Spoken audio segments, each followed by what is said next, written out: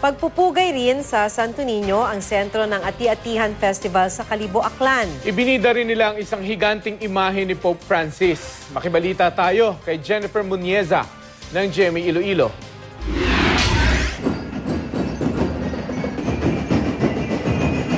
Nagpapatunog ng malalakas na tambol habang suot ang makukulay na ati-ati costumes. Sino kayang hindi maeenganyong makisaya sa Ati-Atihan Festival ng Kalibo, Aklan?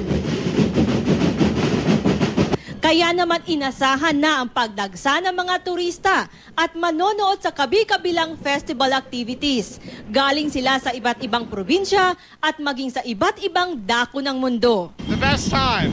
Are you coming back next year? I'm going to bring more people.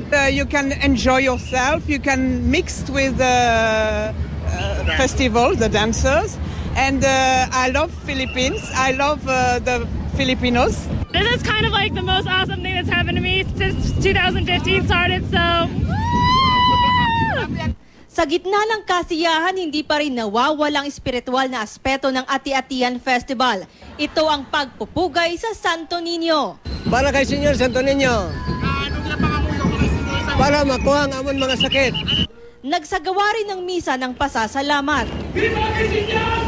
Isa pa sa mga highlight ng Ati-Atihan ngayong taon, ang parada ng mga higantes. At kabilang sa mga ipinarada ang higanteng imahe ni Pope Francis.